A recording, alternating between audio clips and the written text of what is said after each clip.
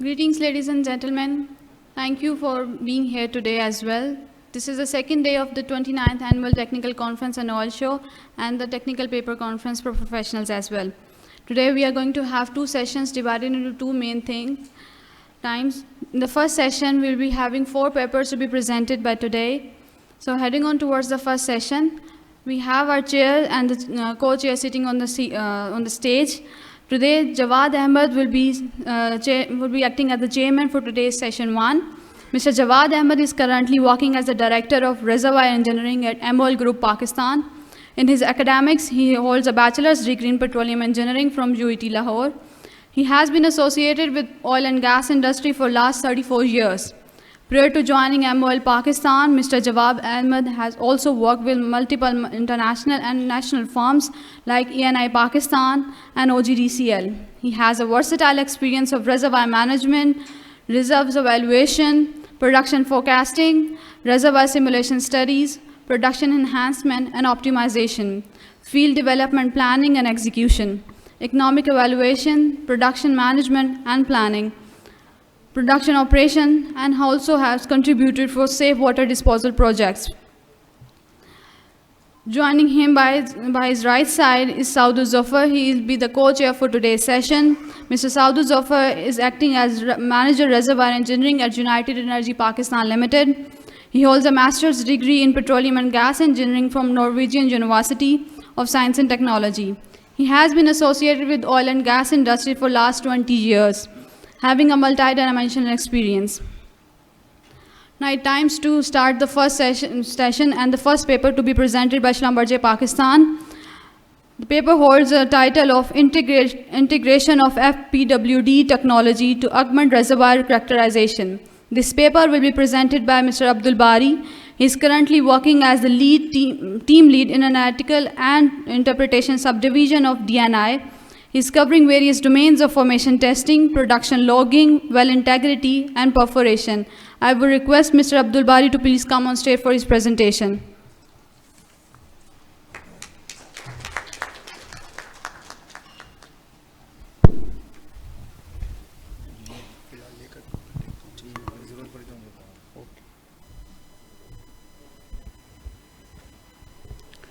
Bismillahirrahmanirrahim. Assalamu alaikum. Good morning, ladies and gentlemen. Thank you for attending this session. My name is Abdul Bari and I am Senior Reservoir Engineer working in SLB Pakistan. And today I am going to present my paper on integration of FPWD, formation pressure while drilling technology, to augment reservoir characterization.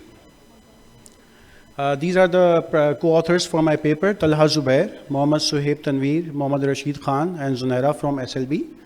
Saqib Zaki, Mohammad Jibran, Khizr Saeed, Saad Ali Ghauri from Prime Pakistan, Zaid Ashraf and Irfan Hamid from OGDCL. Before diving deep into the presentation, let me go through the presentation outline. I'll start with the brief introduction to formation testing, followed by what is formation pressure while drilling technology. Then I will be discussing a little bit in detail about the mud pulse telemetry, which is an integral part of FPWD. Then I will be jumping to the field overview and the downhole challenges faced by the operator in achieving the formation evaluation objectives. Then what we proposed FPWD as a solution. Then I will support this with the case studies, augmenting reservoir characterization. And finally, I will conclude my presentation with acknowledgement and references. So starting with a brief intro to formation testing. We all know formation testing is a technique to determine reservoir pressure, fluid contacts, to determine the fluid type, whether the formation is water bearing, hydrocarbon bearing, and to acquire downhole PVT samples across different depths in a reservoir. This all information is used in completion design, strategy optimization, reserves estimation, reserve simulation model update, and overall field development strategy optimization. So if I talk about FPWD, so FPWD, formation pressure while drilling, revolves around the first two principles of determining reservoir pressure and fluid contacts only. However, if I talk about the advanced while drilling services of evaluation, we have formation sampling while drilling technology as well, in which we can cover the rest of the two applications as well. But since this paper is not covering that scope, so I will be sticking to the FPWD only. So how different FPWD is compared to the conventional wireline formation testers we have. So it's quite similar technique in which we determine the reservoir pressure as well as mobility. However, the tool itself is connected with the drilling BHA with the bit at the bottom, and the mud circulation is continuous. That's the basic difference between the wireline formation testers we have and FPWD. Its applications revolve around the three envelopes of drilling optimization, in which we optimize the drilling efficiency by selecting the optimum mud weight window with knowing the pore pressure.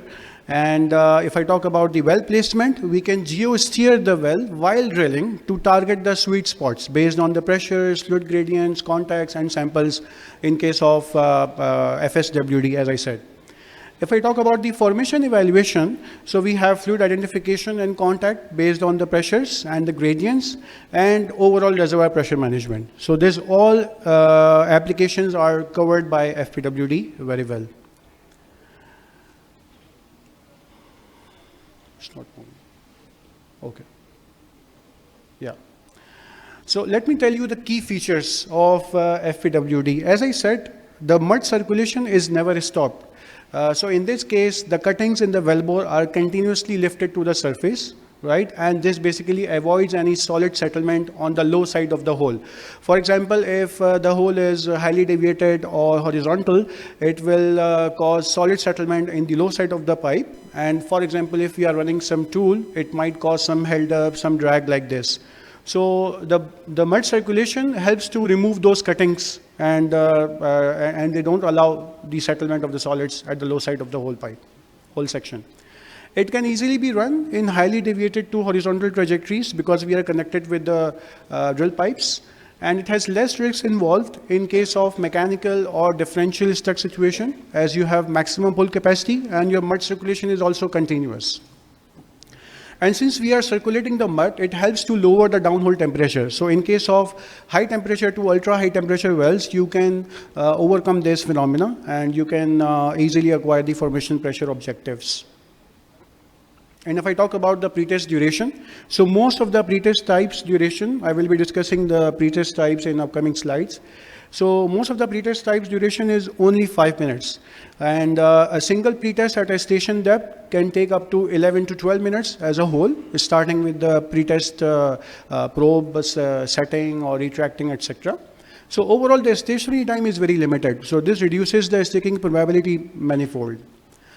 As I said, geosteering is one of the applications of FPWD, so you can target the sweet spots based on the pressures, gradients, and fluid mobility data. And in case of challenging and rugged boreholes where your hole is washed out at one axis of the hole, we can always orient our tool to target the shorter axis to increase the probability of getting the seals with the probe, right? So that increases the chances of getting formation pressures in rugged borehole or bad borehole conditions. So now let me tell you how FPWD tool looks like and what are the key features, why this stabilizer blade is like this. So there is a probe at the center and the packer which helps to make contact with the formation itself. And the stabilizer blade is designed in such a way that whatever flow of the mud is, it's not directly against the probe. It is diverted away from the probe. And why it's happening? Because we don't want to erode the packer of the probe, and we don't want to induce excessive supercharging in the pressures. And secondly, we don't want to, erode the packer of the probe. Yeah. So that basically the reason of stabilizer blade mechanism. If I talk about the range of drawdown, you can apply 6,000 to 9,500 PSI drawdown in a single pretest for different tools as we have. And since it has 25 cc chamber capacity with the rate of 0.2 to 2 cc per second rate, so you have variation in the pretest rate and pretest volume, which helps us to get successful pressure measurement in low mobility environments as well, right? And if I talk about this setting piston in blue, that allows for probe set against the formation at any orientation, right? And we have two flow line pressure gauges, quartz and strain. And there is another annular gauge, which gives you the hydrodynamic pressure.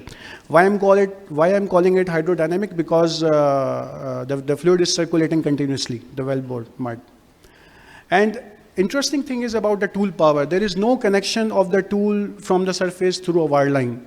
Oh, the whole power comes from the battery, and there is a turbine in the tool itself, which basically rotates and gives power necessary to run the tool. I will come up with the explanation of mud pulse telemetry in upcoming slide, which basically not only powers up the tool, but it also sends command to the tool and transmits data to the surface from the tool. And if I talk about the pretest types, we have 4 fixed pretest types, 4 time-optimized pretest types, and 4 customizable pretest types. All right.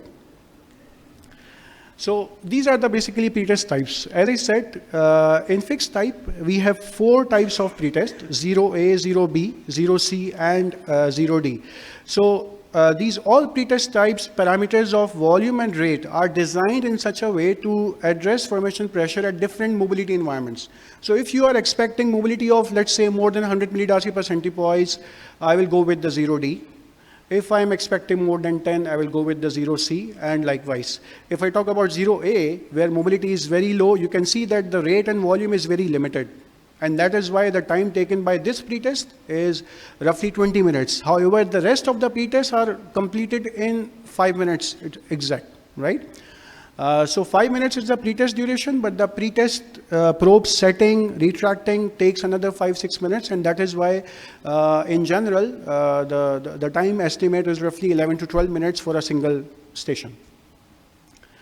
And if I don't know about the formation, and there is heterogeneity in the formation, I can go with the time-optimized pretest. So there are 4 types of time-optimized pretest as well: 1A, 1B, 2C, and 2D, right? So if I talk about 1A, 1B, the investigative pretest has maximum volume of 9.5. However, the rate is variable, right? So if you don't know about the expected pressure, but you know about the mobility somehow, so you can go with maybe 1A.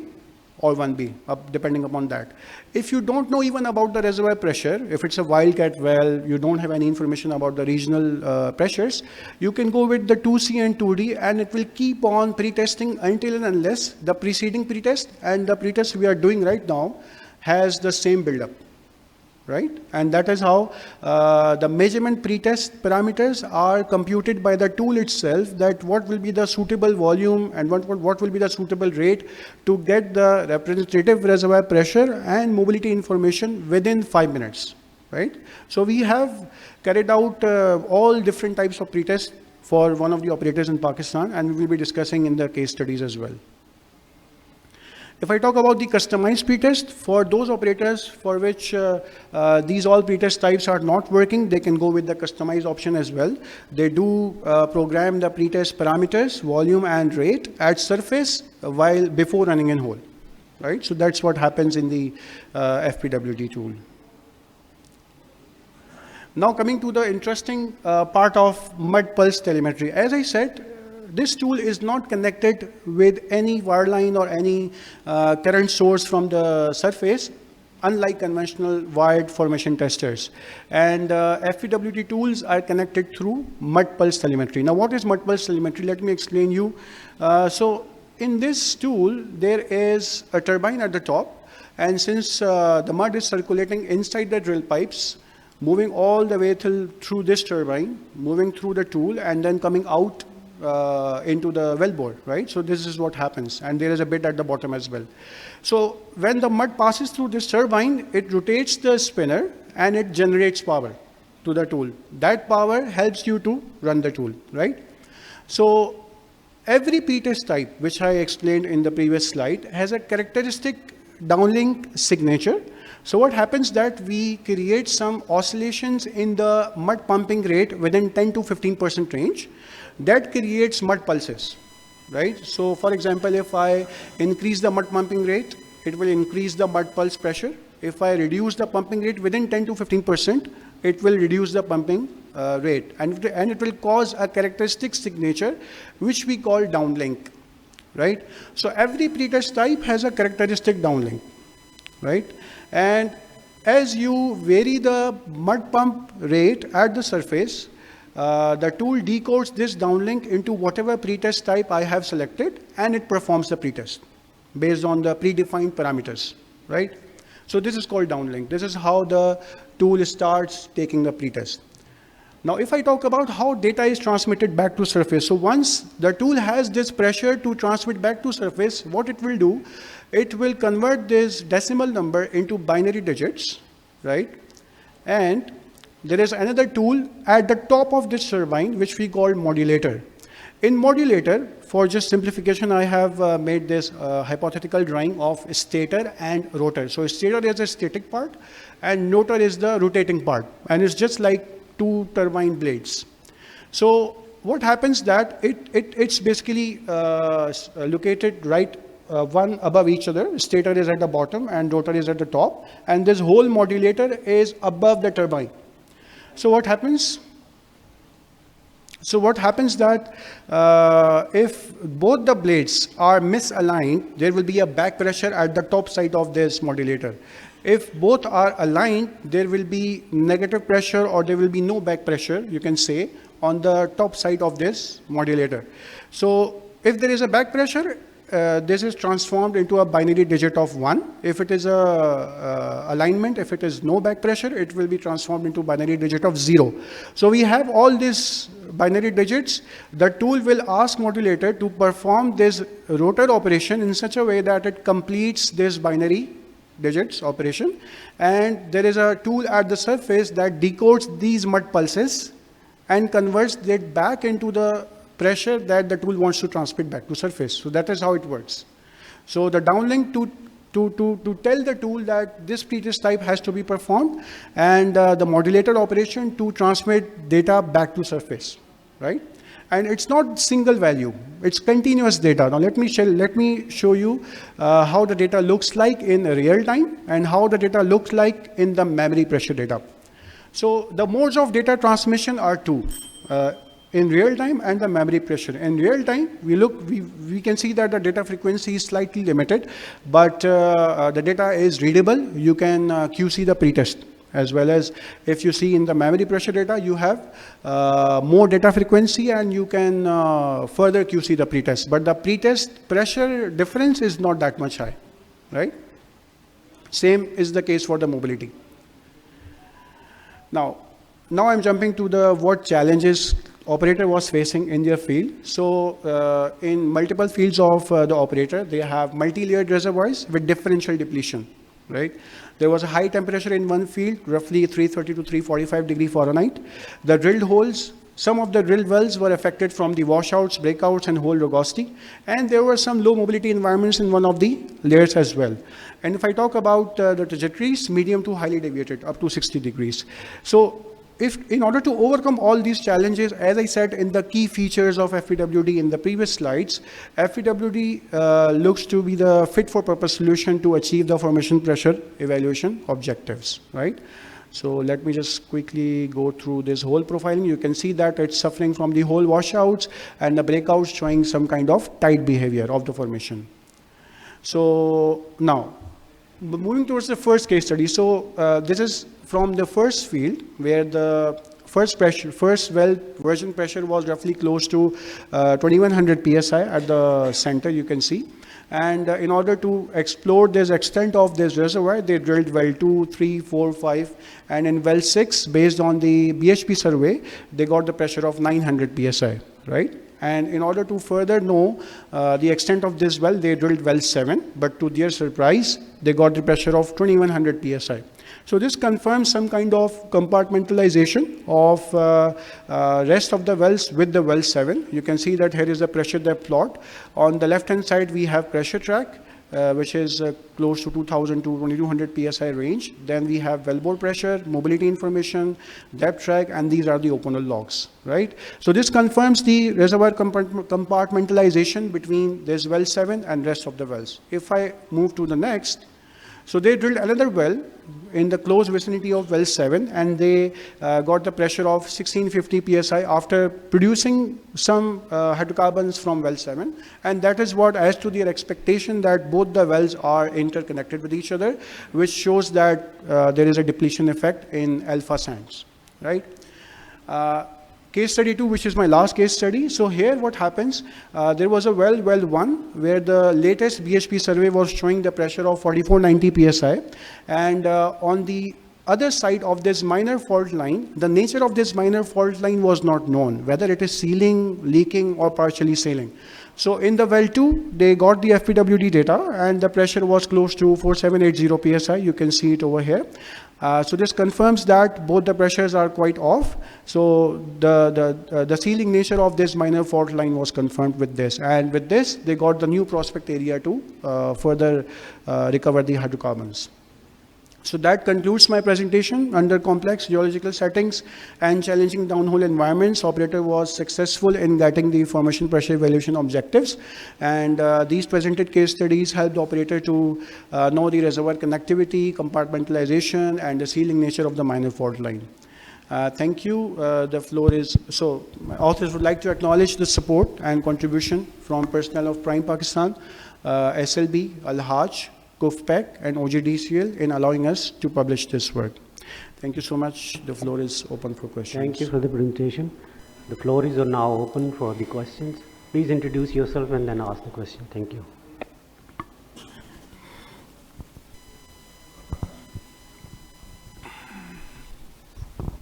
Considering the risk of differential sticking, these probe type tools can be used in those reservoirs because there will be a probe length and then there will be uncertainty of reservoir pressures as well. In northern part of Pakistan, you are not sure about reservoir pressures. If the pressures are lesser than your estimation, then the risk of differential sticking is very high. Should we use these tools in those scenarios? And the other one is, you mentioned the breakouts.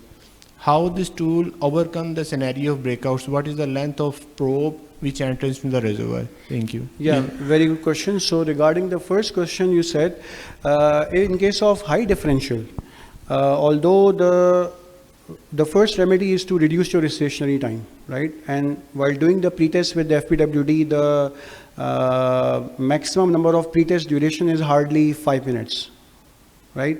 So with only 5 minutes, you get the parameter of pressure and mobility. So this reduces the stationary time. Although we don't have the zero risk of sticking, but the probability of sticking is reduced manifold by reducing the stationary time. That's what we can do. If I talk about the pulling capacity, with the drill pipes, we have maximum pull capacity, right? So that helps you to, you know, apply the pull capacity and release the tool in case of unfortunate stuck pipe situation. Your next question was related to, breakouts, yeah. So in case of breakouts, I'm not going to test those breakout zones, but I'm going to orient my tool to the sweeter spots where I can get representative reservoir pressure and mobility information, right? So based on the image logs, I can orient the tool. I know that at what orientation my breakouts are, so I will set my probe at different orientation. So that is how we can get the pressure. Shah Jahan from Mall, Pakistan. My question is about the tools reliability. That what is the success ratio of this tool in measuring the pressures? I mean, in clastic, non-clastic formations, and the formations with very low permeability versus formations where you can have like multiple vertical fractures in it. Yeah, so in case of definitely, in case of near wellbore fractures, you will find difficulty in getting the seal. But the provision of orientation of the tool to the zone where you have, you know, less fractures, it helps you increase the chances of getting seal with the probe, right? Now, coming to the low mobility environment. So we have the pretest types designed for the low mobility as well. And the pretest rate is 0.2 to 2 cc per second, right? So what happens that, how generally the pretest is performed? We take the drawdown from the formation and we allow the pressure to build up, right? So if you take more drawdown, if you take more volume from a high mobile formation, you will have a more chance of getting the reservoir pressure because the formation mobility is good enough and it will build up the pressure at maybe within 5 minutes. But if the mobility is very low, you want to withdraw the fluid volume as low as possible, right? So with the pretest type of 0A, where the mobility range is less than 0.1, we can go with that type. However, the time taken by that test type is relatively higher, roughly 20 minutes. And then we have another option of customizable pretest, where you can customize your pretest volume and rate based on your formation characteristics. Regarding the reliability, with the operator, since last 5 to 7 years, we have been doing these FPWD jobs quite a lot of time in their highly deviated, high temperature, differentially depleted layers. And the success ratio is, you can say, more than 60 to 70%. The operator guys are sitting over here. They can also second. Yeah. And we have got very good pressure measurements in that as well. Yeah. Just one more question. Thank you. Abdul Bari Sahir Inam from Mari Petroleum. So I have a couple of questions. One is how different it is from the stethoscope. And the other thing is, normally for the pretest you need open hole logs, and based on the open hole logs you go for any sweet spot for the pretest. In the absence of open hole logs, especially in the carbonates and thin layers, how you would ensure where I have to take my pressure point? Yeah. So very good question. So the first question, it is actually the same tool which I am explaining right now over here. It's the same. Yeah. So so as far as the formation evaluation objectives are concerned, we always need to have the logs first, right? And as I said, there are 3 envelopes of its application. One of them was well placement, in which while drilling the well, whenever you enter the reservoir section, you connect this tool with the drilling BHA, right? And you get the pressure measurement, fluid mobilities, contacts, and in case of FSWD, which is formation sampling while drilling, you can even take the pump outs, you can confirm the fluid type, right? So in case of that, you can geosteer the well while drilling the well, right? So with the formation evaluation objectives in mind, first the operator declares the TD, it acquires the open hole logs, maybe LWD or wireline, and then goes with this run, FPWD run. But you are right that for open hole logs, presence should be there if the objective is formation evaluation, and if the objective is just the casing point determination, you only need the pressure. You can attempt a couple of more pretests to get the reservoir pressure. If the objective is geosteering and you don't have any information about the pressure, then you can just reattempt number of pretests to confirm where I am sitting right now. Yeah. Thank you very much for the presentation, and we can.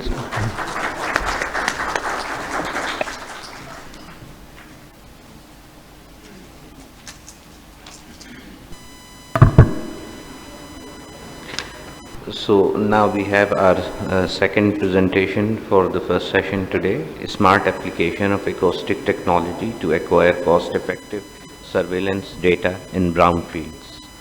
The presenter is Mohammad Hassan Chaudhry. So, Assalamu alaikum. This is Mohammad Hassan Chaudhry, currently working with the production engineering and technology team within the subsurface division at United Energy Pakistan, or UEP.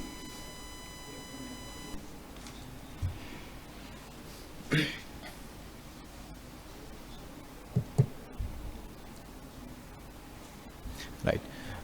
So I'll be presenting my paper regarding acoustic survey technology and its smart applications for acquisition of cost-efficient reservoir surveillance data in marginal fields.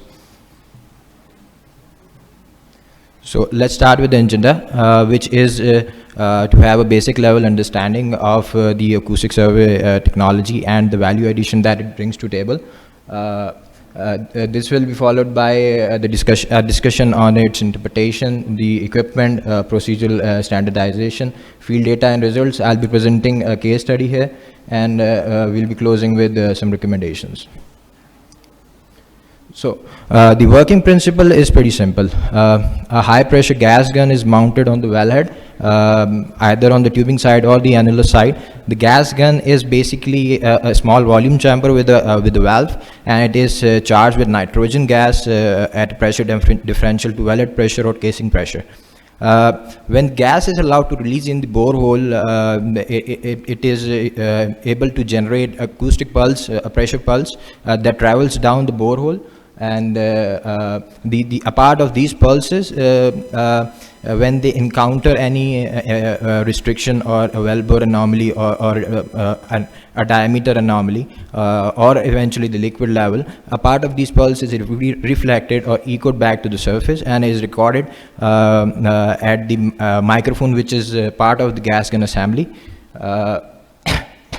So these echoes are recorded in the form of amplitude against travel time. Travel time is basically the time taken by the pulse from generation to being eventually recorded back at the surface at the microphone. So we need this travel time. We correlate this travel time with depth, and we'll come to that later in the later slides.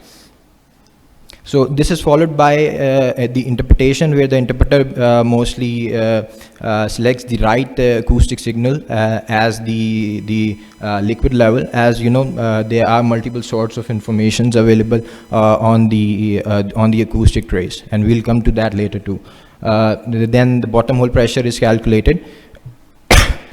So the bottom hole pressure is calculated, which is fundamentally the summation of the hydrostatic of liquid column pressure, your gas column pressure, and the wellhead pressure. So the first bit of this, which is the liquid column, the hydrostatic of liquid column, we are using acoustic surveys to determine that.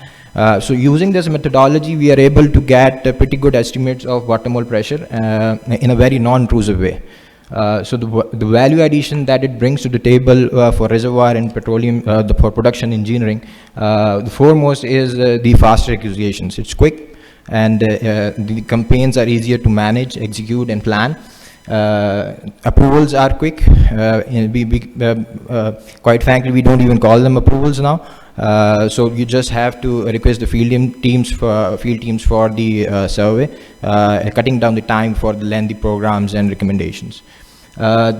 These surveys incur little to no cost, mostly no cost, as there are no consumables involved except for nitrogen gas, which is readily available. And you know, this cuts down the cost of reservoir surveillance, which is particularly relevant in the current context. The results are adequately accurate, and particularly in single and two-phase wells, provided we have a good hold on the interpretation. And I'll be presenting a case study to discuss this further.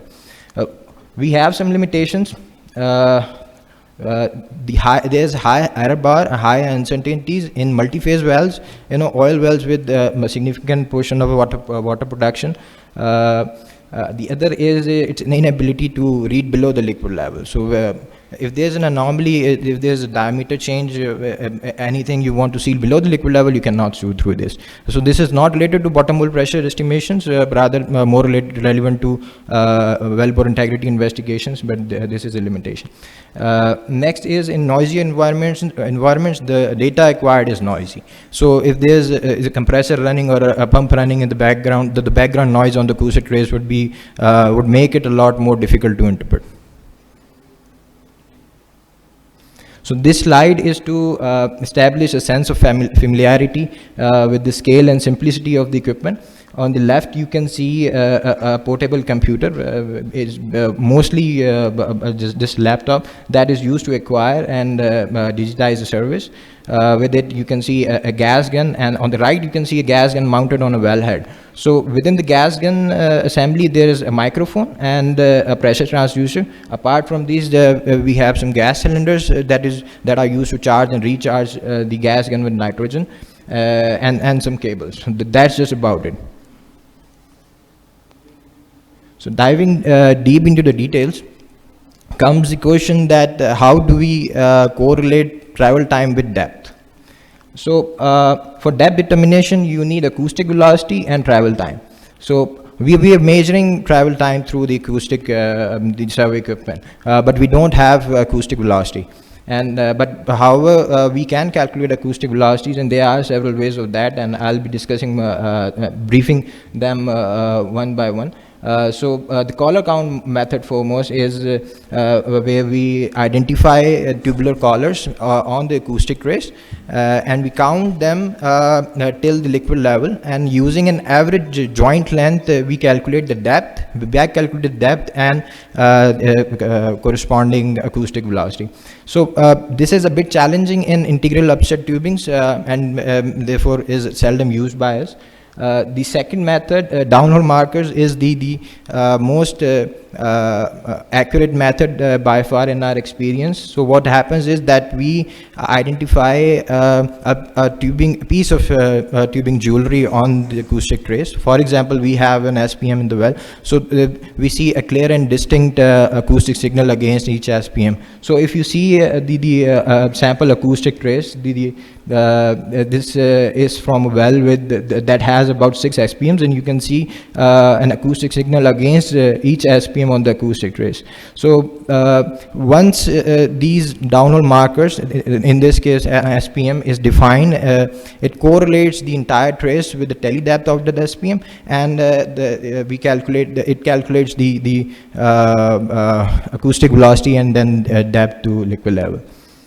So method 3 is the average acoustic velocity method, where we calculate acoustic velocity based on gas composition that is prevalent in the wellbore. And there is, however, limitation to this, because there is an assumption that the gas gravity, temperature and pressure conditions would be homogeneous across the whole wellbore, which is obviously not the case. So this is a bit less accurate compared to the other two methods. So we have some parameters that affect the error bar. Gas composition foremost, especially when using the average acoustic velocity method. So an anomalous gas composition analysis would result in inaccurate results, and we would obviously need a representative gas analysis. Similar is the case with the oil and water gravities, which are used for bottom hole pressure calculations, and the incorrect values would result in underestimation or overestimation of bottom hole pressures. The third is the production data, which is more related to multi-phase wells, because acoustic surveys, they cannot detect the oil-water interface within a liquid level. So within a liquid column, your oil-water interface, it has to be determined using the water-oil ratio that is derived from production data that is manually input. So if the production data is not representative, your bottom hole pressure calculations would not be representative. Last is, and most important, is the correct selection of an acoustic signal as the liquid level, because as I also discussed, there are multiple sorts of information available on the acoustic trace. So this mostly comes from experience and the ability of the interpreter. So we standardized the acquisition of these surveys within the organization recently, and to make it more fast and to reduce the approvals time, we did this working back in August 2022, and we put a standardized procedure in place, so such that now we have to just share some relevant, well-related information to the field teams along with a survey request, and the lengthy programs, they're now eliminated because they have a reference procedure with them for execution. So the objective of this was to incentivize the utilization of the acoustic surveys over memory gauges, because we save a lot of good money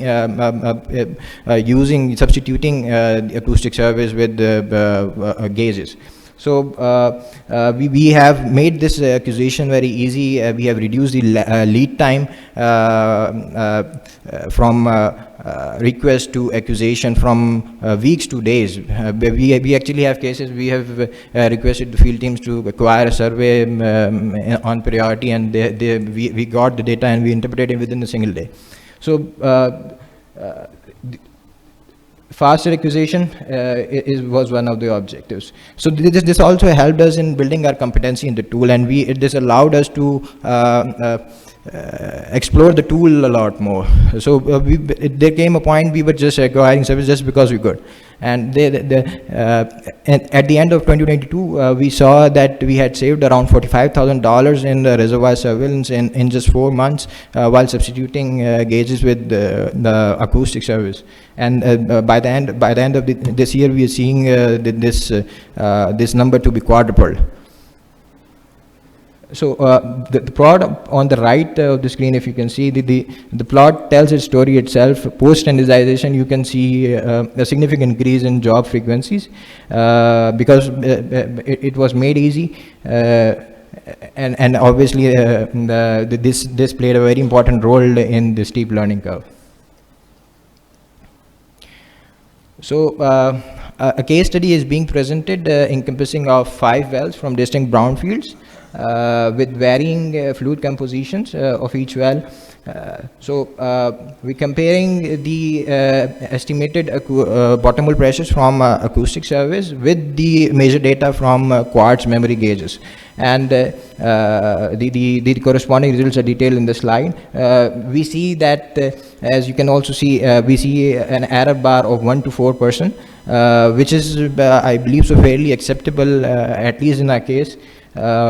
We saw that the depth correlation method and the fluid type of well, these two were the most significant factors that were influencing the error bar. And downhole marker method, as also discussed earlier, was the most accurate correlation method. But obviously you don't see downhole markers in every acquisition. If there's a liquid level above the downhole marker, you're not going to see it. So lastly, estimation of bottom hole pressures in multi-phase oil wells with significant water production, that results in a higher error bar, higher uncertainties, because the oil water ratio on which the oil water interface is to be defined, that comes from the production data that is manually input. So if we discuss TNE12 and AX12 wells here, one of them is a water injector and the other is a gas producer.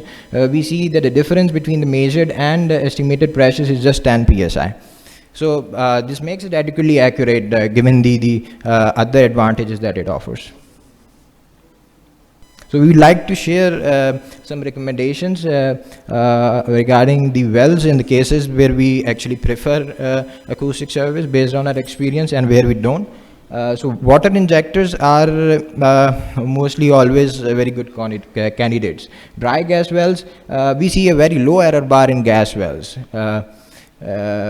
even with water or condensate production. Oil wells which have no water production, where we can assume the entire liquid column to be composed of oil, these are also very good candidates. We have been shooting a lot of surveys in wells with downhole access issues, where there's a stuck fish, or simply wellbore intervention is not possible, like in the case of coil tubing velocity strings or coil tubing gas lifts, etc. So the next, wells where land access is limited. This is very interesting because we used this a lot last year in August 2022 when the country was hit with devastating floods, and the access to well sites was very limited. Just a pickup is required for carrying the equipment, and the well site access is not to be redressed for heavier vehicles. So this came very handy back then, and we still consider this a plus. So there are cases where a quicker acquisition is preferred over an accurate one. And obviously there are some marginal wells where surveillance otherwise is not justifiable, and we have no cost incurred utilizing acoustic surveys. So there are some cases where we actually prefer memory gauges over the surveys. These are, as also already discussed, oil wells with significant water production due to high error bar. And there are some wells that have been long shut in, and there remains an ambiguity in the fluid mix that is currently within the liquid column, right? So obviously the last reported production rates would not be representative of how the liquids have segregated. So Next, there are, and obviously there are always some cases where accuracy is paramount and no error bar is acceptable, like in the case of new wells or very high producers. So I believe so that's about it. If you have some any questions, please shoot.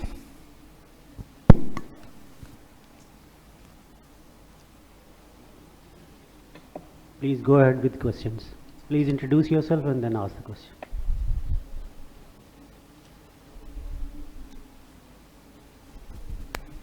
This is Rafiullah from Madi Petroleum. I have a couple of questions. You shown the comparison between the measured and the estimated BHPs. Can you clarify, was it taken at the time when the gauge was hung below, or what was the timing of it? I mean, were it taken at the same time or different times for the comparison? So in some of the cases, the acquisition and the measurement was done within a single day, in some cases with a few days apart, but not at the same time, because obviously if there's a gauge downhole, that's a restriction and you're going to see it very pronounced on the acoustic trace. So that could also play a role in the difference in measurement? I don't believe so. A single day or two, it doesn't make much of a difference.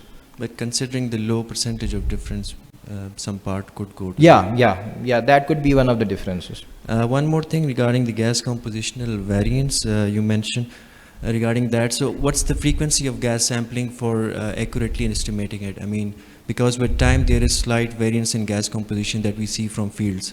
So what's your policy or SOP on that for acoustic measurement? What's the planned gas sampling? So within our organization, gas sampling is done in-house. So what our practice is that prior requesting a survey, we request a gas sample in case we will have to use the average acoustic velocity method. But regardless, the sample that you catch is at surface, and it is not always representative of what is in the borehole. So average acoustic velocity method, we use it only as a last resort if we cannot use any of the methods to correlate. And just one more question, which is just for learning purpose.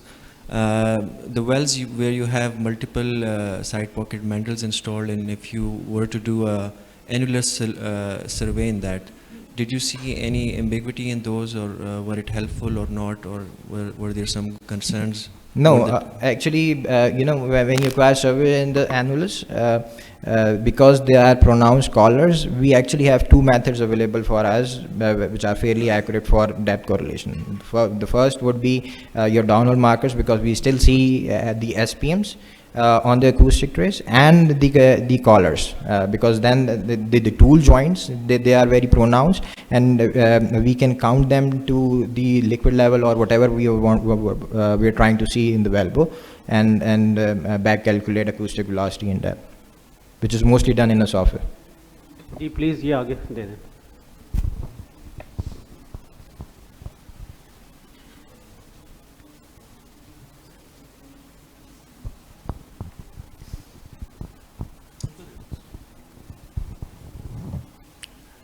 It looks a good technique for when the wells have integrity issues and you cannot take gauges into it.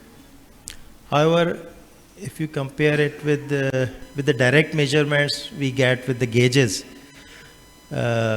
because as you mentioned, there are some error bar involved, and sometimes we have to take decisions. We need more accuracy, and it may not be used. Plus, it is also based on who is interpreting it, who has, and certainly it is an interpreted data, so it cannot have similar accuracy as of the gauges. So we have to decide on case-to-case basis whether it is acceptable or not, because you will always prefer. Because there are so many uncertainties in interpretation, in geology, in material balance calculations, and we are adding another uncertainty in it. So it will be always good to have direct measurement through gauge data, except the cases where we cannot access the downhole. So So how we see it is any data is better than no data, right? So we have seen a reluctance in reservoir surveillance because of the cost, obviously, in recent I think context. it was just a comment. Yeah. Okay. No need to. Jawad Sabzwari, Manager Drilling, OGDCL. An academic discussion question. Did you see any, or did you attempt try to make any sensitivity with the frequency of the pulses that you generate at surface, and then you record and see the quality of the data it is able to generate? Yes, we have done so, although this is not presented in the paper.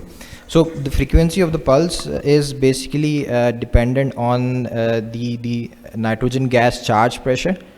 For example, if I have a shut-in valid pressure of 100 psi and I have to maintain a differential pressure, so I charge the gas chamber with 300 psi, so there's a 200 psi differential, right? So 200 psi is an intermediate level of a charge pressure. It is not so high and so not so low. We see that where we want to see a restriction or a liquid level at a shallower depth, we keep the differential pressure low. So for example, 50 psi or 100 psi. So that makes the readability more so, because when you fire the shot, there's if you can see at time 0, this is a very big spike. This is a shot that was fired with a higher gas charge pressure, because we knew the liquid level would be below. So we optimize the shots this way, and obviously we have learned it and established this by using doing these case sensitivities. Yes.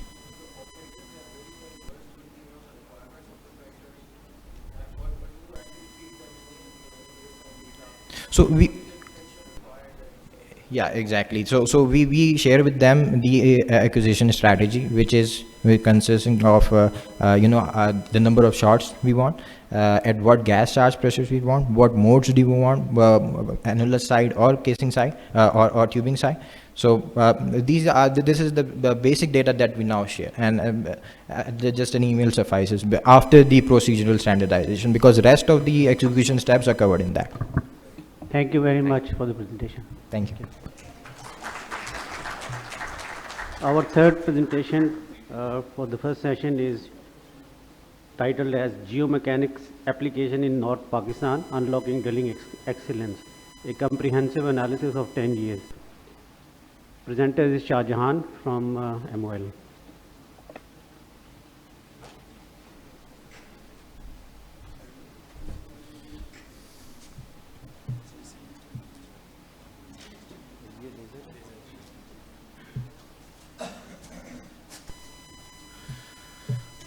Assalamu alaikum and good morning. This is Shah Jahan from MOL, Pakistan. So today I'll be talking about geomechanics application in north of Pakistan, as we are operating in Tal block. We'll be discussing about what led to application of geomechanics in Tal block, what were the challenges, and what we were aiming to achieve out of it, followed by the outcomes and the results, and then the effectiveness of the measures taken. Yes, there were some good things, but there were also learnings from it, which we learned over a period of time, and the purpose of this knowledge sharing session is that any takeaways other companies can get out of it, rather than just following the same cycle and repeating the same things. So it's better that we get something out of it. So I'll just start with the challenge description. Obviously, Tal block, as you are aware, is it's in north of Pakistan, and north of Pakistan is known for its typical challenging subsurface as well as surface limitations. So we'll just be talking here about the subsurface challenges. It's a full of localized faults as well as large crossing faults. And then there's a repetition of the formations, which makes it very difficult for the drillers in north of Pakistan to basically get a good efficiency. So in 2014, we basically reviewed all our previous wells data and saw that wellbore instability is one of the biggest challenges that we are facing, and so we have to focus on addressing the wellbore stability related challenges. And it was found to be one of the major contributor in overall drilling efficiency, or you call it drilling inefficiency. So we noticed that every other well that we are drilling, there is a sidetrack in it. Although if you compare our performance with the operators in that region, it was comparably better.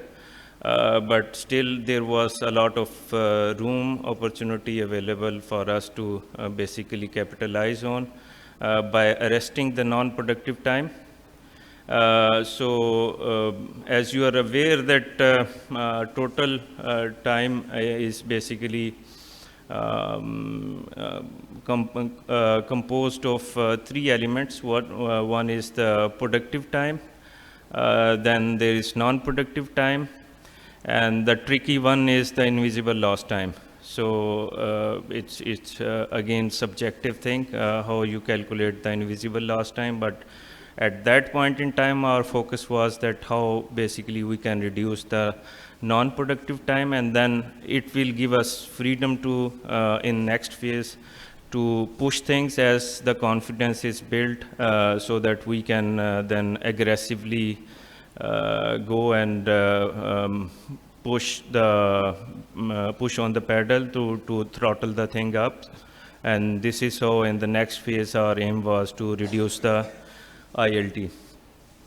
So just a few pictorial slides of the geological and structural complexities that we have in this area. You can see lot many faults, high dipping formations, so that leads to lateral heterogeneity. Even if you move like 10 meters, you will get a surprise that you will not find the top of the formation just literally moving by 10 meters, and there is hundreds of meters of difference. That's because of the localized faults and high dipping formations. So another thing is when you compare north with the south, that's the geological certainty part. So one thing that is certain in north is the geological uncertainty.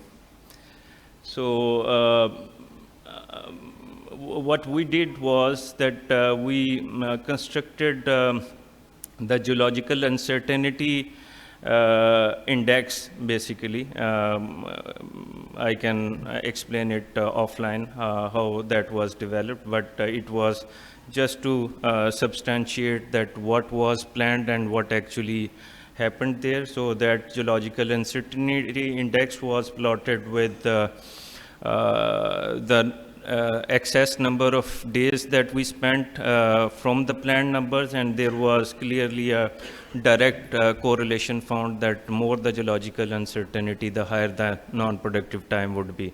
So this is one of the features that, and I must give credit to our explorationists as well. They are doing their best, but this is sometimes you are planning, this is an actual well, where you planned for 2 repetitions and in actual you encountered 8 repetitions. So on the go you have to survive with the situations.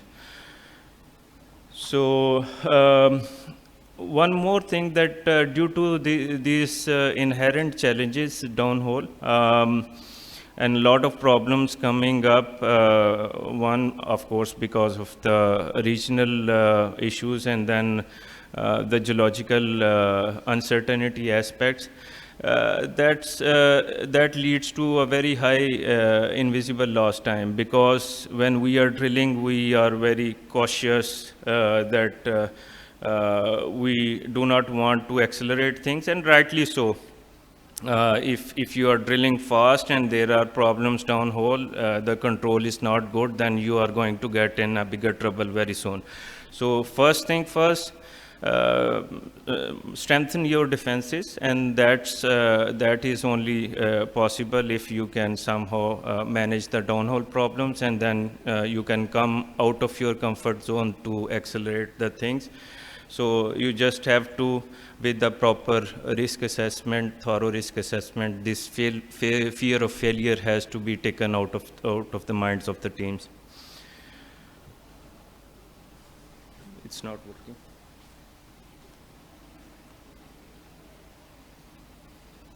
So let's talk a little bit about the impact on the business for this instability related problem. So it's a global phenomena. In 2009, a report of a journal showed that globally $8 billion are lost due to wellbore instabilities. And in Mole, Pakistan, we noticed that 16% of the NPT at that point in time was due to borehole instability issues. Already touched upon that sidetrack ratio was high, that every other well was being sidetracked. And of course, because of the broken out zones, the enlarged sections, there are other issues, zonal isolation related issues, cementation related issues. So that, I mean, sometimes immediately create problems for you, and sometimes those create problem at the later life of the well. When you have sustained casing annulus pressures and you have to do rig-based P&As. So other intangible exposures include increased ILT, which is again a subjective thing. One very important thing, and that's a side benefit, and a very big side benefit, is that if you are drilling a hole at a faster pace with a better ROP, you will be getting a smoother hole. If you are spending more time there with high RPMs and low ROP, the profile of the hole will be that such that you will be getting trouble when you are running in hole and pulling out of hole, and you might be mixing it up with downhole instability related aspects. Rather, those tight holes might not have anything to do with the instability, and that sometimes is a misleading thing. So faster ROP is, although it helps in reducing the ILT, also it reduces the confusion that sometimes you mix it up with wellbore instability. So what we did, we carried out an extensive modeling exercise wherein the wells that we have drilled, a thorough post-drill model of all those drilled wells were carried out, and with that, that was populated on a bigger scale and converted it into the 3D models, so that we have a better control about the regional stress distributions and also the explanation of the localized fault. So this provided us better control on our regional lateral properties, mechanical elastic properties, as well as the stress distribution of the region. So once that was done, all the future wells, for the future wells, we were constructing the pre-drill MEM. So that pre-drill MEM worked as the baseline for the planning purposes.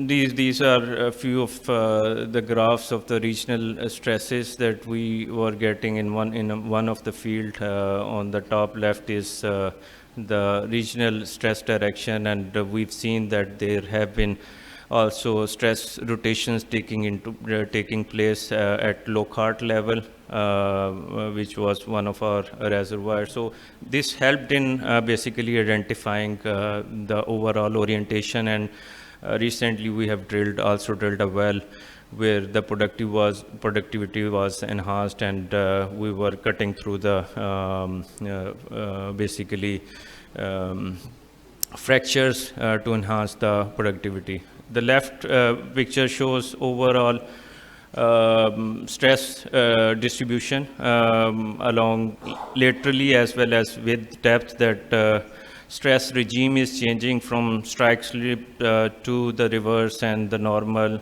and vice versa. So it's a very complex region to basically operate in. In few of the previous slides, I showed you that the planned things are not exactly when we drill. The actual scenario is sometimes very much different. So that renders the geomechanic model which is developed at the pre-drill stage ineffective. So if there is a small change in the sequence and the tops of the formations, yes, we have to make the adjustments on the go, looking at the type of cavings that we are getting and the torque and drag trends, and accordingly we can make the mud weight adjustments.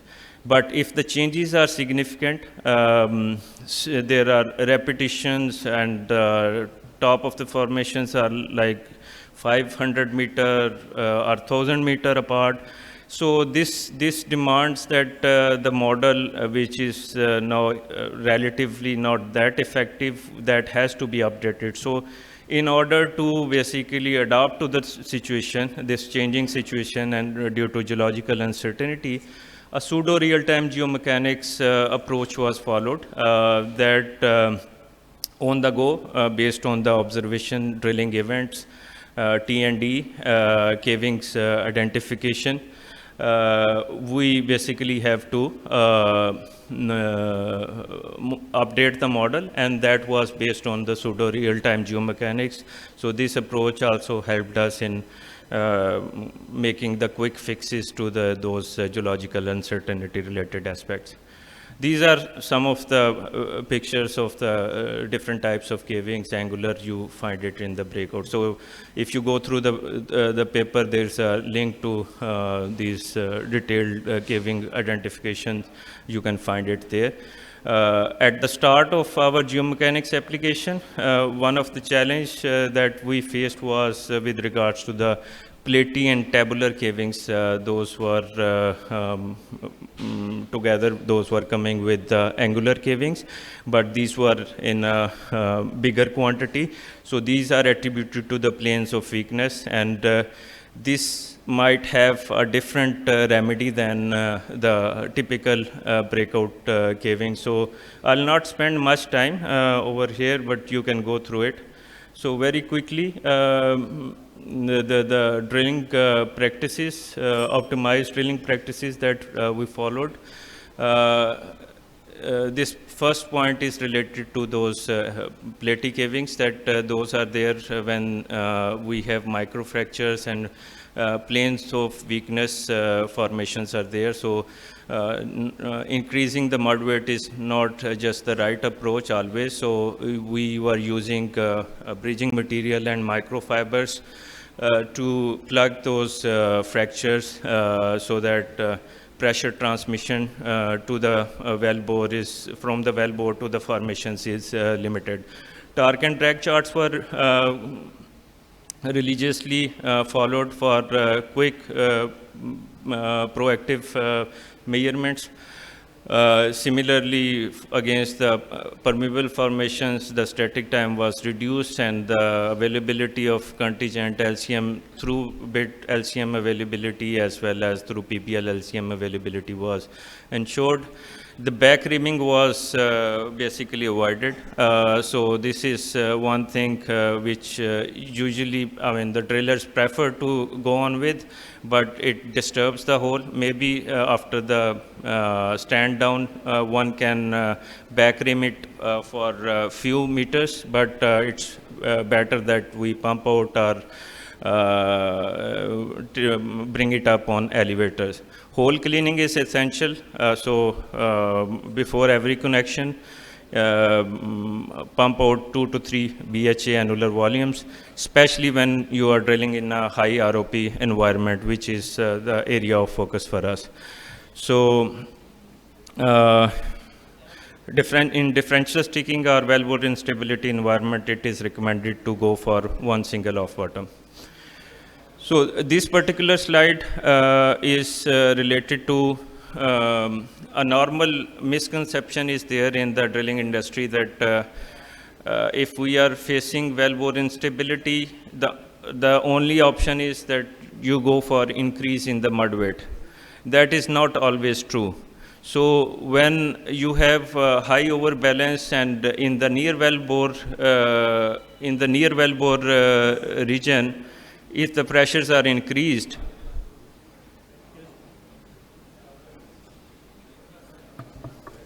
excuse me.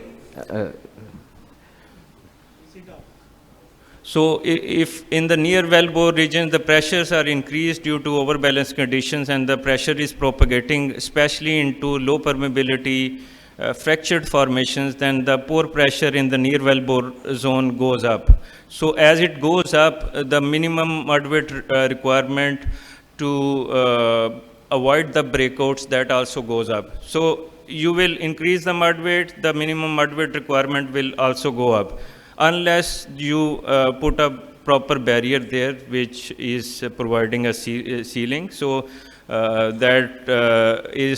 that can be done in the microfracture formation with the use of asphalt and sulfatol materials, and that we are doing in our area. So on the right, you can see that the shear fracture gradient curve is increasing with the increase in mud weight. So initially that line was on the left and the mud weight requirement was low, and it went up as we drilled without proper treatment, proper sealing.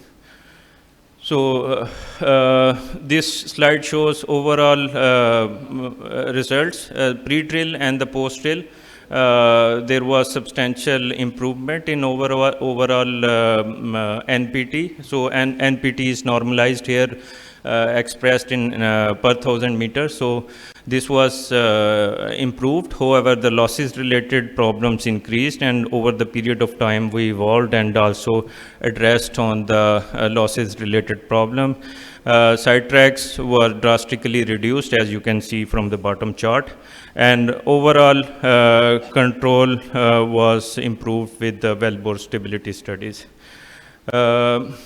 Quickly, last two slides. So on the left is, you can see the performance that is normalized for a 4,000 meter well. Average days spent are on the decline, and even the recent wells that we have drilled, as you can see on the bottom, that X1, the earlier drilled well, NPTs were quite high, and also the on bottom Rs were also high. So that reflects low on bottom ROP, and in X2 well the NPT was significantly reduced, and so was the invisible loss time. Conclusion slide. So overall, geomechanics proved to be very beneficial in reducing the NPT as well as ILT. We encountered multiple failure mechanism here. So based on the type of the failure mechanism, the approach can be slightly different. Bridging helped us in basically closing the fractures and making the increase in mud weight more effective in preventing the breakouts. caliper logging, that is highly recommended in the non-reservoir sections that has to be carried out, and expertise in caving identifications that has to be there with the team. If the caving identification is not right, maybe you will not be able to take the quick reactive measures. Furthermore, various mitigation approaches, you can find it in the paper in detail, so I'll not touch it here. So I think that's pretty much it. I'm ready to take questions. Thank you so much, Shahjahan. Forum is open now for maximum 2 questions, please.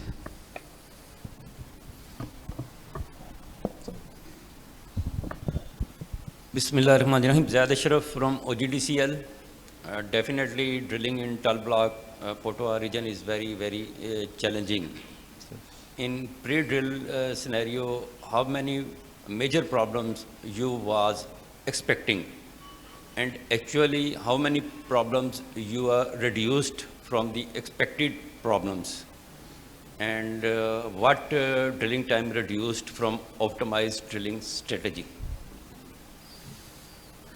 Sir, basically, pre-drill gave us direction that, for example, if the pore pressures in certain formations are going up, maybe the mud weight requirement for those zones was higher. So it is again a subjective thing, but the important thing and about the reliability of the pre-drill models is that when you carry out the post-drill analysis of the offset wells, and if the events, drilling events, cavings, tight spots, LOT or FIT data, that is matching with your post-drill, which is a baseline to develop your pre-drill model. If that is matching like 90% of the time or more, then this gives you a confidence that your pre-drill model is accurate until the prognosed formations comes as per plan. But if the sequence is drastically changed, then of course you can expect deviations from the pre-drill model. And this is all a science of estimation and assumptions. So you can expect, even if the sequences are there, the behavior of the formations can altogether be different. So that's where your reactive approach comes into play. So pre-drill is at proactive level at the planning stage, and at the reactive level is your torque and drag monitoring, your cavings identification, or any tight spots related event. So then you have to adjust it on the go. It's not just that pre-drill is available, we just have to follow it in true spirit, and we have to believe that it will be 100% solution. No, it will not be 100% solution. So it will require some dynamism on the go as well. Yeah, thank you, Shahjahan. I think we can move on to just one question. Jawad Sabzwari from OGDCL. First of all, I thank you very much, and I congratulate you for presenting your ILTs and NPTs, because people don't usually talk about it. They talk about their successes, but you've been learning through your failures. That is why you're improving, mashallah. My question is that how religiously, I mean, for the sequences that are conforming to the prognosis, how religiously you follow the numbers suggested by the pre-drill MEM studies and WBS, and then you see the results in a post-drill analysis that whether those recommended mud weight ranges were good enough to follow, or you need to recalibrate it after in a post-well analysis. Thank you. So very good question. Again, the answer is that we cannot have 100% reliability on the pre-drill model, even if the things comes as are prognosed. So you prepare for the worst and you hope for the best. correct? So you have to have the contingencies in place. You would require a religious monitoring of the drilling events parameters. So we have to, I mean, if you ask our experience, pre-drill model gives us a baseline. But if we start seeing the contradictions to that at certain mud weight the formations was not supposed to give us trouble and it is giving us trouble, then we deep dive into that. If there are direct indications we are getting angular cavings, we will just without waiting we'll just increase the mud weight to a step change. If there is no risk of losses, formations are competent, maybe that step change is going to be a bigger step change, not a small step change. And meanwhile, we can engage the pseudo real-time geomechanics expert to seek their opinion. So it's always best to get an expert opinion on any matter. Okay, please go ahead. Actually, what happens is that we do a pre-drill MEM and prepare a WBS and then just try to follow it, and once it is not complying, then just dump it and continue drilling as per the practices. And what we don't do is this pseudo real-time calibration and the post-well analysis, and that is where we lack actually, and we don't complete the learning curve. And that's what you are doing. Yeah, yes, totally agree. And just one quick comment with your permission, that sometimes we are taking initiative, and just because you are not seeing that result immediately, or there are some associated drawbacks to that, instead of fixing those drawbacks or those limitations, we say that it's not working, just leave it there. So that should not be the approach, as in my knowledge. Thank you, Shahjahan. I think we have accumulated sufficient material for tea break discussions. Yeah. So now we can move on to the final paper of this session, please. Thank you.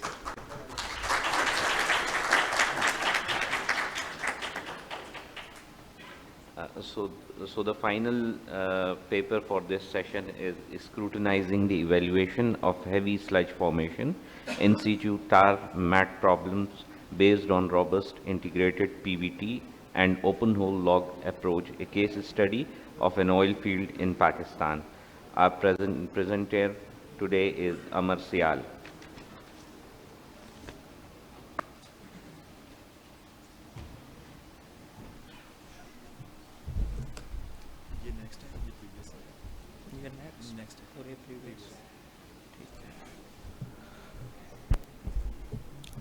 So, hello everyone, and a very good morning to all of you. I guess it was a kind of then hefty day after listening to much presentations and being at the last. So, I myself, Amar Sial, currently working in Madi Petroleum Company Limited.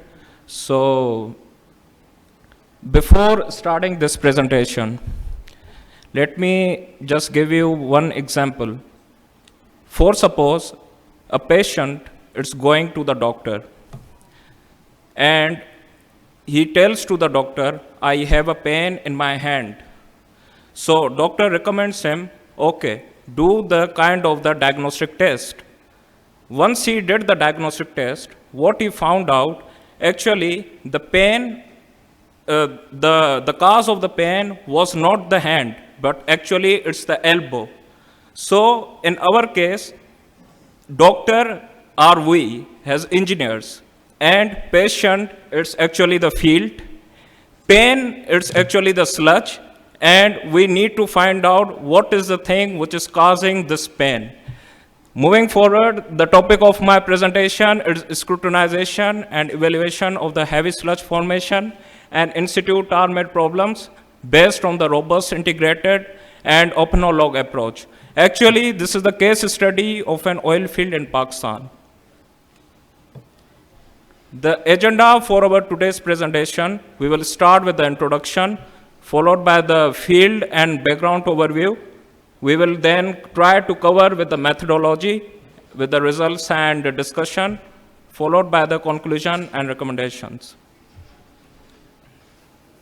So, well, you know the flow assurance related problems like sludge, oil-water emulsions. This sludge, oil-water emulsions can cause the severe losses in the wellbore. Also it will be difficult to separate them at the surface side. This is the kind of the issue which we were facing. Despite using multiple techniques, heat exchangers, centrifuge, and even the demulsifier at the field, we couldn't be able to break this sludge oil-water emulsion.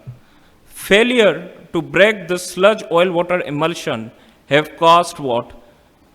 Denial by the refinery to accept this crude oil because of its low crude quality. Now, the problem arises. How to tackle this problem?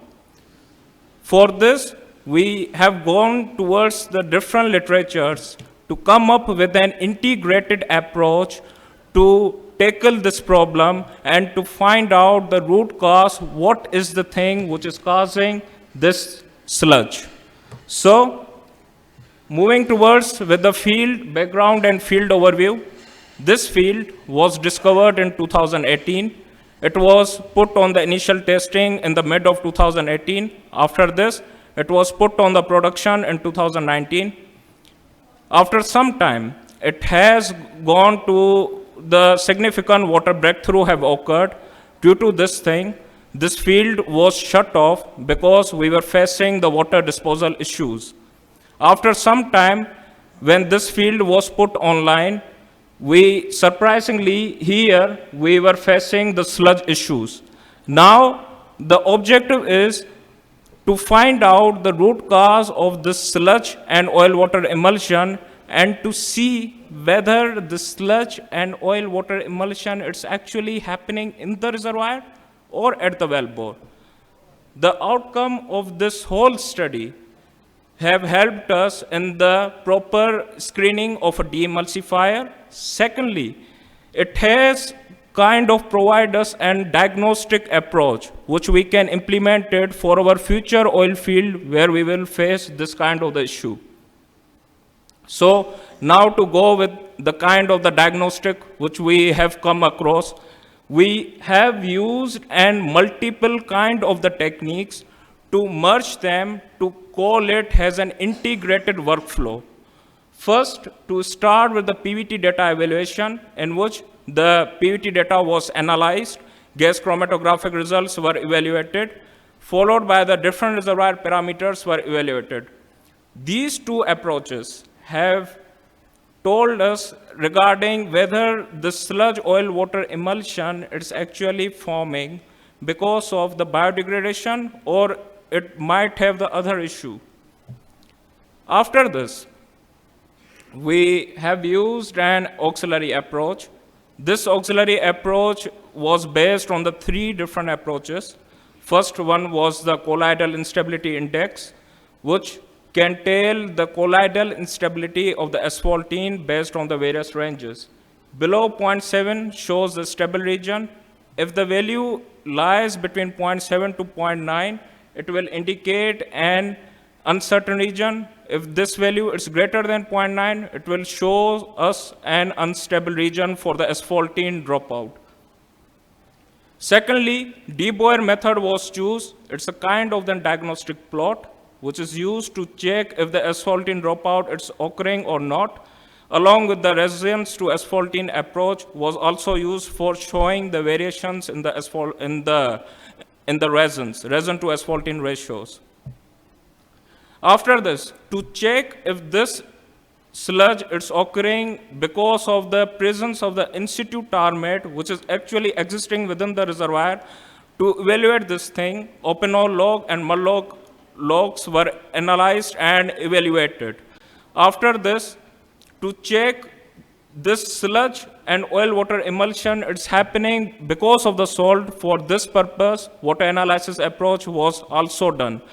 To further revalidate and confirm the results of all of these approaches, we have used an PVT wellbore hydraulics molding approach to confirm the results of all of these approaches. Moving towards the results, well, first thing to see what is the thing which is causing the sludge and oil-water emulsion issue. First thing is to analyze whether the sludge and oil-water emulsion is happening because of the biodegradation or not. For this thing, PVT data was evaluated and analyzed. Here, it shows the gas chromatographic result of one of the valid bottom hole sample. From here, we can see the whole chain of the N-alkanes and isoprenoids are intact, which is kind of similar to the unbiodegraded samples. Meanwhile, here the C chain, C7 chain, is higher compared to the others, which indirectly indicates the presence of the resins here. To further revalidate this thing, whether this oil is not biodegraded, the different reservoir parameters were also evaluated and it's compared with the different threshold values. Based on the comparison, what we have found out, there was no biodegradation was occurring based on the reservoir parameters. Meanwhile, there is the presence of the sludge and oil-water emulsion based on the GOR and sulfur wax content. So the chances of the oil-water emulsion is mainly due to here the flow assurance issue, not because of the biodegradation. So first diagnostic we done. Now to see what are the other things which is causing the sludge and oil-water emulsions. For this, asphaltene and resins dropout were also evaluated and their contribution was also analyzed based on the auxiliary approach. For this, we have used the 4 approaches: SARA, colloidal instability index, resin to asphaltene ratio within this approach, de Boer approach, and the asphaltene onset pressure. From the SARA, what we found out, the resins has been increased while asphaltenes has been decreased. To further evaluate this thing, the colloidal instability index was also evaluated, which indicates this colloidal instability index have been decreased from 1.83 to 1.51. Meanwhile, the resin to asphaltene ratio has been increased from 0.9 to 2.75, showing the significant resins increment. To check the asphaltene dropout, de Boer approach was used. Based on this, the operating conditions were put on the global de Boer plot. Based on this thing, no asphaltene dropout problems were identified. Meanwhile, asphaltene onset pressures were also evaluated, which indicated that these asphaltenes were dropping out at a very low pressure of 1015 psi.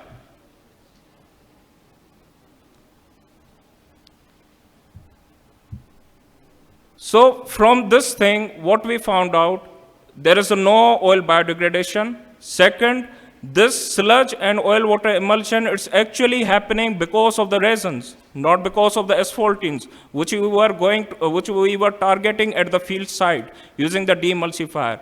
Now the third thing is to check whether the sludge and oil-water emulsion is forming because of the in-situ tarmate.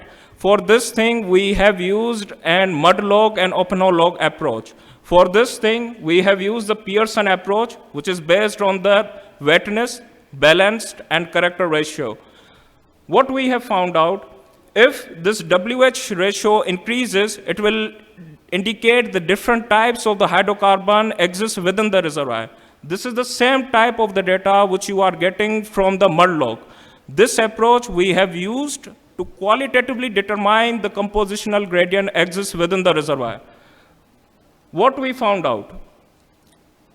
Based on this WH ratio, our crude oil lies in the medium category, and the WH ratio is continuously decreasing.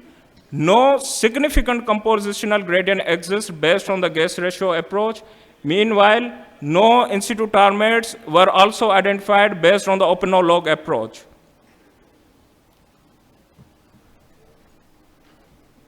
No biodegradation, resins issue, no in-situ tarmates. Now, fourth thing is to see if this sludge and oil-water emulsion is happening because of the salt or not. For this, we have used a water analysis approach.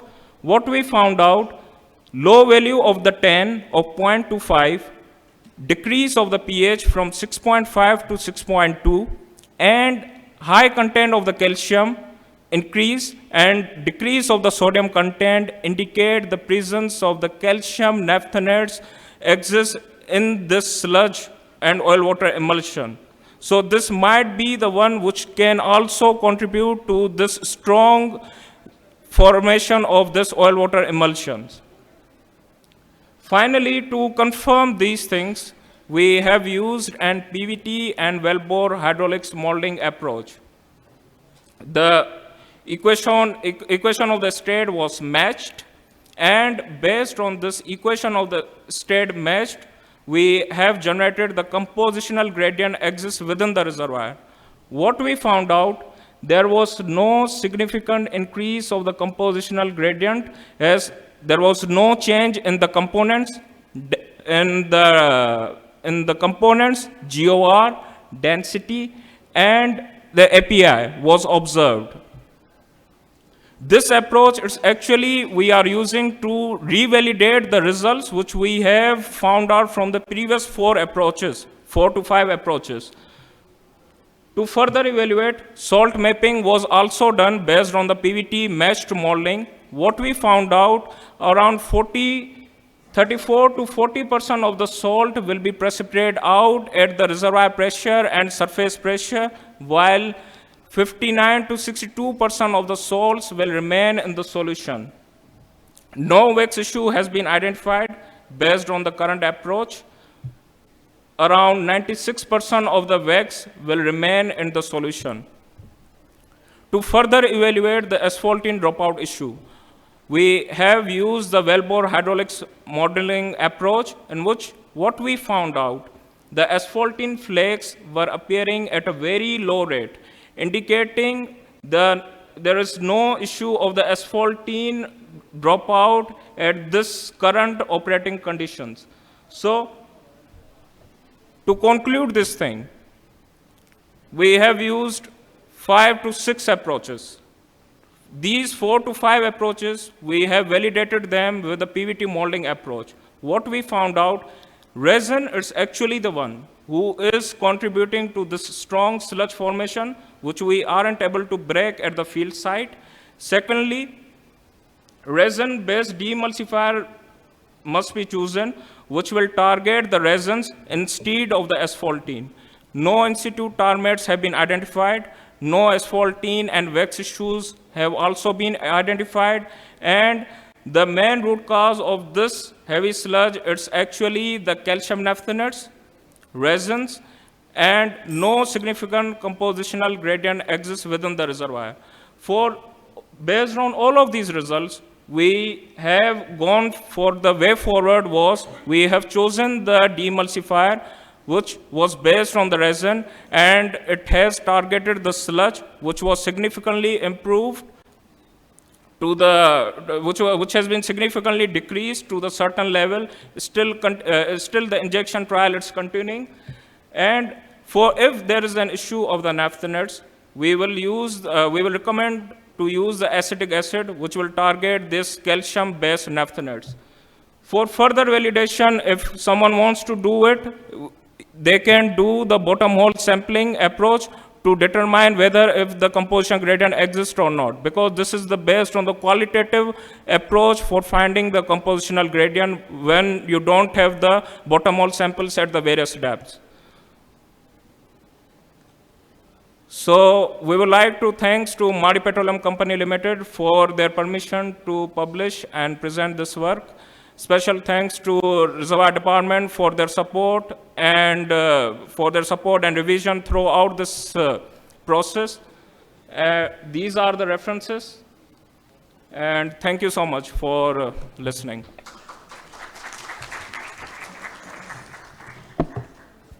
Ji, please go ahead with the questions. Bismillah ar-Rahman ar-Rahim. How you integrate PSP results for compositional gradient and any other data?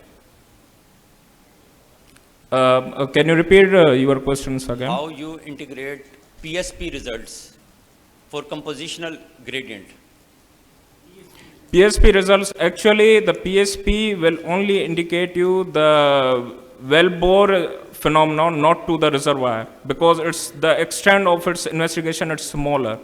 But what we have used here, actually, because we don't have an MDT data, we try to correlate it simply with the PSP based on the gas ratios. Gas ratio, what we have found out here, no significant increase of the WH. It was continuously decreasing. This thing, we have further validated it with our PVT modeling, which also indicates no composition gradient exists. If at this particular depth, there was the existence of the composition gradient, we could have seen it. But with this particular interval, no existence of the composition gradient. And this can also be verified if indirectly, if you want to verify it with the PSP, because the in situ density, if it's same, then it will indicate there is no change of the density exists here. So you used only gas entry points from the PSP? No, let me clarify. We have used the gas ratio approach and try to verify this gas ratio approach with our PVT modeling. From the meshed PVT modeling, we have generated an EOS, equation of state. From this meshed equation of state, we have tried to generate the composition gradient at this particular interval. Thank you so much. Okay, okay, thank you.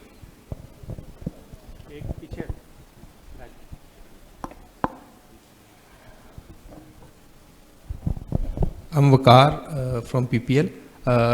From the study, you have concluded that the problem is due to the calcium naphthanes, I guess. And the solution you are providing that you need HCl to resolve this issue, if I elaborated correctly.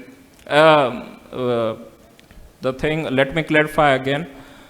For the resins, we are recommending to use the demulsifier, which will target the resins only, not to the asphaltene. Because at the field side, we were using the demulsifier, which was targeting the asphaltene, which wasn't breaking the emulsion. But with this process, what we found out, there is also the issue of the calcium naphthanates. With the different published data and with the published field trials, they recommend to treat this calcium naphthanates, it's better to use the acetic acid. So have you applied this technique on this problem and you have? No, currently the field trial it's going on and we are getting very good results as well. But it will be improved with the time to time. But the problem is resolved only with the resins-based yeah, it has significantly decreased, yes. Okay, thank you. Thank you.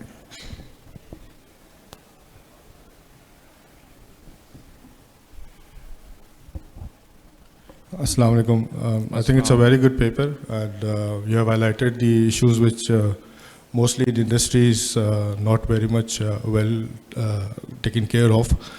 My question is that in the absence of the subsurface samples, probably there would be an issue that your asphaltenes or resins would have been dropped in the reservoir or in the wellbore. And looking at your data, you're looking at the reservoir pressures you have and looking at the APIs you are having, and I think the productivity is at the very lower side. Probably KH would be an issue. Have you ever tried to go into the wellbore and see by bottom tagging the see the clearance of the whole wellbore that you have any issues of these asphaltenes or these what you just saw, like sludge, something in the wellbore? And have you tried to rectify this at the subsurface level? Well, to answer this thing, thank you so much. It's a very good question. Firstly, yes, there will be the asphaltene dropout because based on the asphaltene onset pressure, it's around 1015 psi where you have the maximum asphaltene dropout. So you will have an asphaltene dropout at the wellbore. But when it comes to the surface, it's not the problem of the asphaltene we are facing here. It's the sludge. You have the water, you have this kind of the biscuit, which we are calling it the sludge, and above it, it's the oil. We want to remove this biscuit because it's At 30% of the oil, it's around contributing to 35 to 50% of this oil, which is forming as a form of sludge. The problem, if we were facing the asphaltene issues, we would have treated them with the demulsifier. But I'm telling you, we have used multiple techniques. None of them were able to remove this sludge. None of them able to break this sludge. For the asphaltene, if you are hitting them too much, it will degrade. It can't return back to the liquid. But here, it's not the asphaltene, it's a sludge. So have you tried going to the wellbore and see that there is no asphaltene or any? Yes, kind of we have verified it with the wellbore hydraulics molding approach.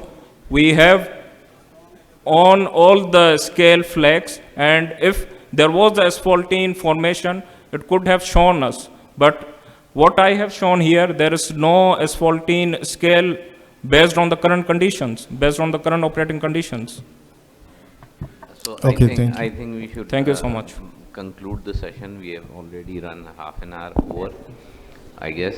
Amar, thank you for your detailed presentation. Hope a few questions can be, or you can discuss during the tea break. Now we come to the conclusion of this session. Jawad sir. Okay, so now the session is, first morning session is formally closed now. Thank you so much.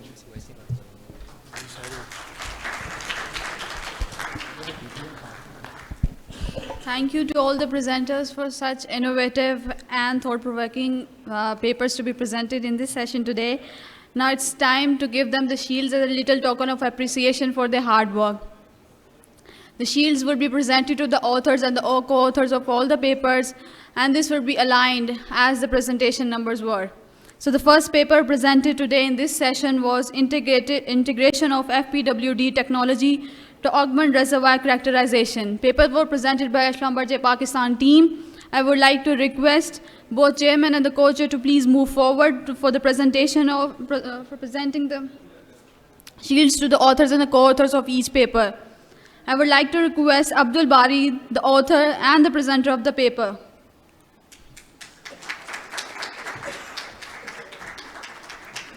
Followed by him would be Saqib Zaki, Muhammad Jabran, Khizar Saeed, and Saad Ali Gori.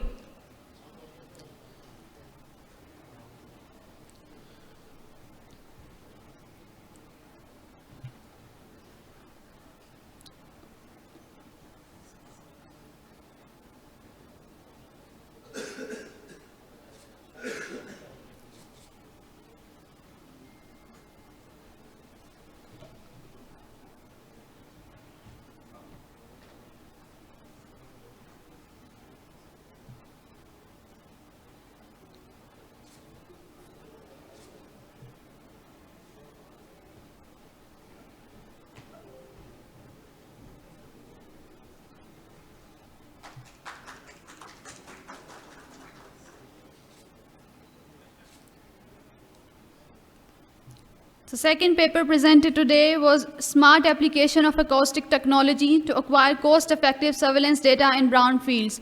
The paper was worked on and presented by United Energy Pakistan Limited's team. I would like to request Muhammad Hassan Chaudhry, the presenter and the main author of the paper, to please come forward and receive its shield.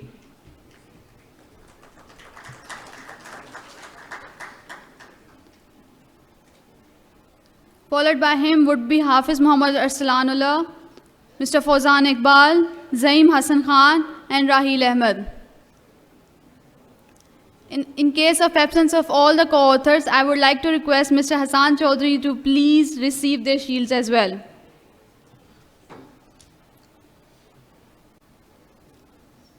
The third paper presented today was Geomechanics Application in the North of Pakistan, Unlocking Drilling Excellence, a comprehensive analysis of 10 years.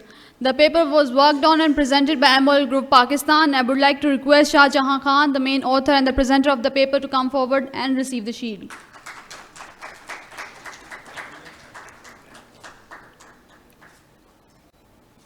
Followed by him will be Ahmed Nawaz Awan as the co-author of the paper, to please come forward and receive the shield.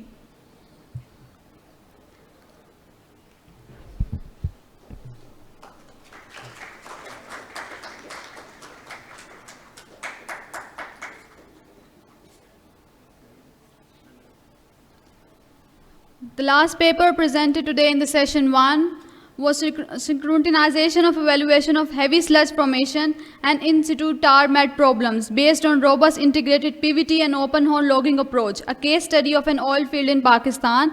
The paper was worked on upon by Mari Petroleum Company Limited. I would like to request Mr. Amar Syal as the main author and the presenter of the paper to please come forward and receive its shield.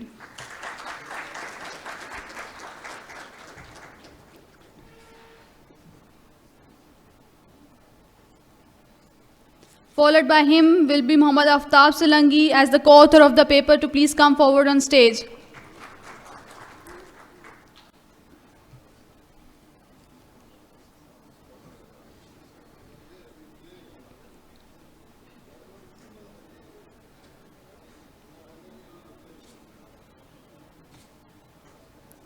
Munib Ali Virk.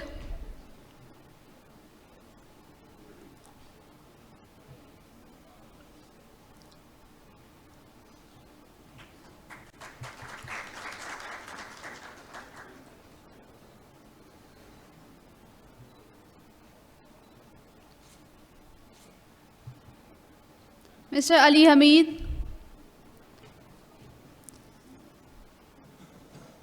Mr. Nadir Amin.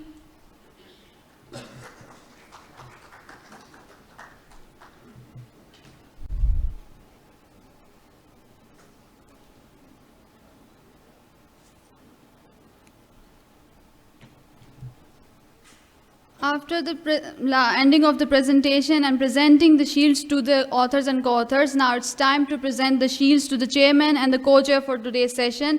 I would like to request Sayyid Shariq Ali Hashmi to please come forward to the stage and present the shields to the chairman and the co-chair of today's session.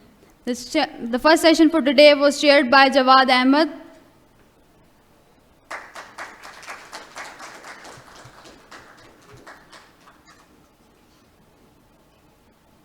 And the co-chairman being Saudo Zafar.